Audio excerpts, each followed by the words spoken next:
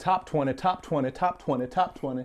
What's up, everyone? It's Luke James, not the singer. If you're looking to get your music reviewed, you can hit up this email. That's right here. But this right now is my top 20 list. And what I'm doing this year is putting all genres together because there was a lot of R&B out there that I really enjoyed. And there were also some hip hop projects that kind of towed the line because they had a lot of singing on there, some R&B elements. There's just a lot of stuff that happened this year. You'll see as I go down my list and understand what I'm getting at. Now, of course, this is just my opinion, just like with my worst list, so I'm not going off popularity, commercial success, or what other promotions, websites, publications, or anything else have been saying. So this is it. This is what I think. Feel free to drop off your top 10 or your top 20 list, and let's jump right into it because I'm going to go very briefly through each project rather than talk about them in length since I'll have the full reviews posted in the information box. So kicking things off at number 20 is Bruno Mars's album 24 Karat Magic. And I know that might be a surprise to some people, but this shit was just the jam. Like, this is the perfect album for if you're a DJ, because you can put it on at weddings, family functions, barbecues, or whatever, and just let that shit ride, because it has funky dance tracks and also some of those nice and smooth tracks to slow it down with. At number 19, we have the Underachievers mixtape, It Happened in Flatbush. And this one right here is just the epitome of how you can make some nasty ass bangers without sacrificing all of your rap skill, because there are some pretty nice vocals on here and a lot of great flows as well. I just love the energy on this mixtape, and I kept this one in the car for quite a while. At number 18, we have Odyssey's EP, Al Wasta. This one is nice and short and sweet, but there's a lot of great smooth sample-based production on here, and Odyssey came through with some of the year's most introspective and thoughtful bars, so this was well worth the pickup off of Bandcamp. Sliding in at number 17 is Collaborate's album 1993. This is an underground one that I think went under the radar quite a bit, but I really liked it because there's a nice varied selection of production, and he also has a nice broad selection of content as well because he gets more personal about his own story and his own struggle, but then he goes deeper and spits about some other issues like gentrification and also the craziness of student loans. So this is a very relatable project, and I definitely think you should check it out. At the number 16 spot, we have Royce da 5'9's album Layers, because we all know Royce has always been a top-tier lyricist, but with this project he also came through with some really dope and accessible beats, so it all came together very well. And the song Tabernacle on here, whoo, goddamn, that is one of my favorite songs of the year and some of the best storytelling I've ever heard in my entire life.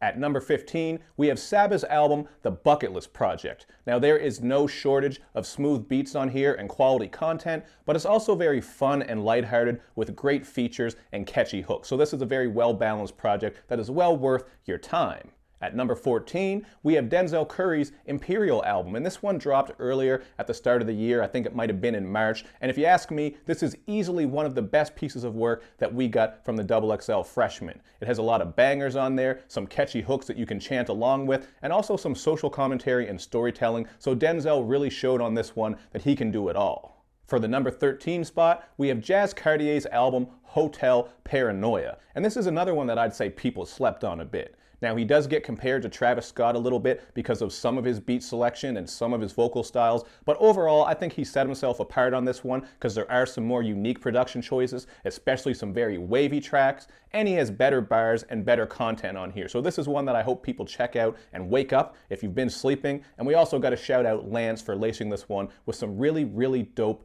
production.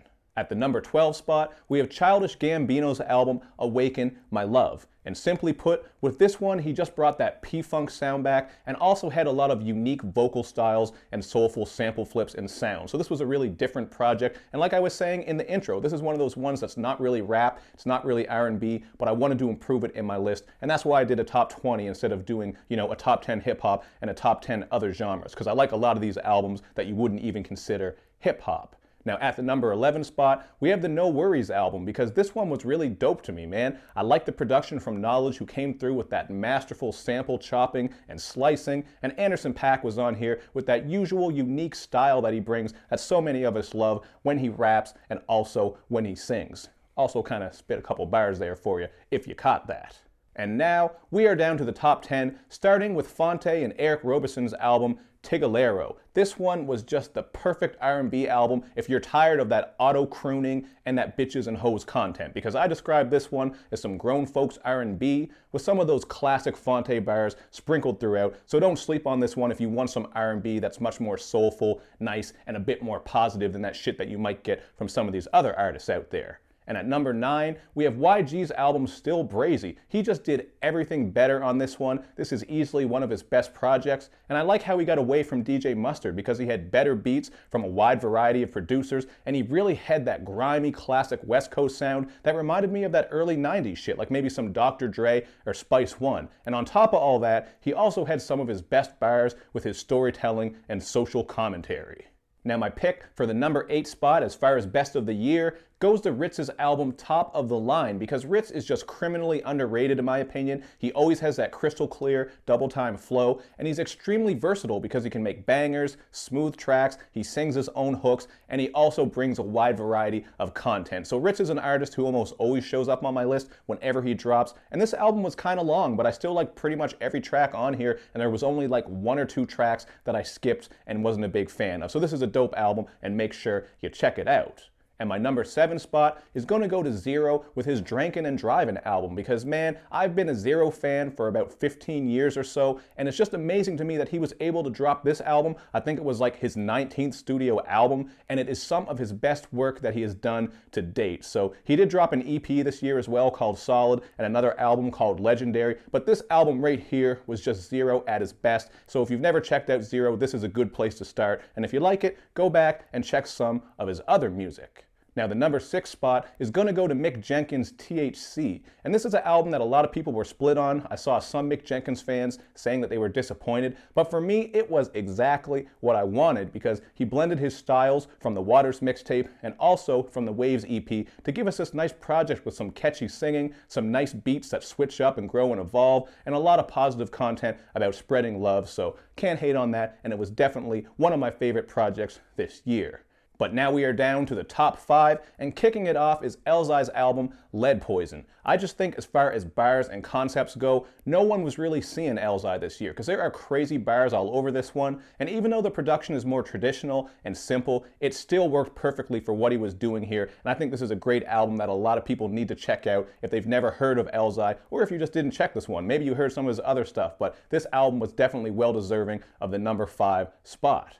And my number 4 spot is going to go to Solange's album, A Seat at the Table. And if you told me at the start of the year that a Solange album would make my top 20, my top 10, let alone my top 5, I would have called you crazy. But this one had a lot of great production with help from Raphael Sadiq, and the content on here was amazing because she was really painting the picture of what it's like to be a black woman, just some of the emotions, feelings, and struggles that they face. But even if you're not a black woman, I think you're still going to feel this because the content is so strong, empowering, and inspirational, and anyone can take something from this, in my opinion, because here I am, just a 30-year-old brother, a washed-up father, married, whatever. I don't really relate to this album on the surface, you might say, but I still really enjoyed the sound, and I liked hearing what she had to say. It was really great, and this is the type of shit that my wife loves too, man, and my baby girl might be able to listen to some of this and get some positive, affirming messages. So I got love for that, and I appreciate what Solange was doing.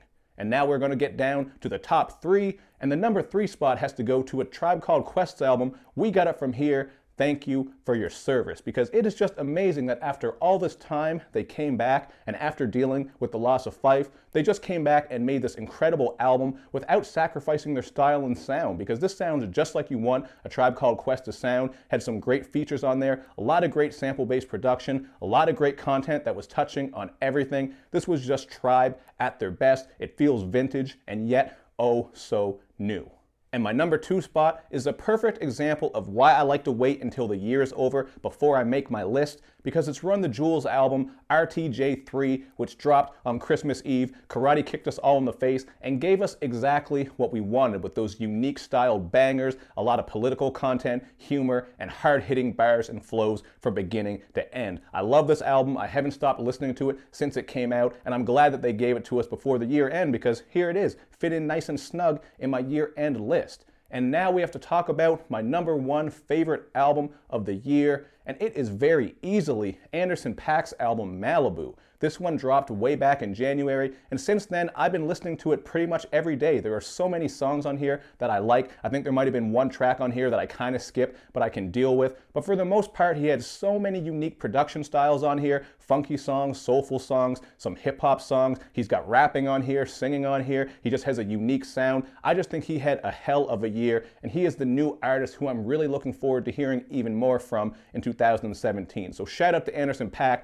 Thank you very much for the great music. Thank you to everyone on this list for all the great music. And there are all kinds of honorable mentions I could list. Like, this list took me a long time to put together because I kept rearranging it, taking albums out, putting albums back in. I think 2016 was actually a good year. Might not have had the highs that we had last year, but I still think there were a lot of great albums, tapes, and EPs that we got. So I can't really complain, man. I got plenty of music, and hopefully you did too. But that's my list. Hit me up in the comments section with your thoughts and your list, and make sure you do all that good YouTube and social media stuff, man, where you like my videos, you share them, you follow me on Twitter, you retweet the videos, and of course, man, you got to subscribe to my channel, help me hit that 20K, click like on the Facebook page for some discussion and other little mini reviews on some of the projects that are dropping, and you know I'm going to give you release dates, news, all kinds of shit over there. Thank you so much for all the support throughout the year. We did a lot of growing this year, and I couldn't have done it without you guys. So, as usual, thanks for watching, and I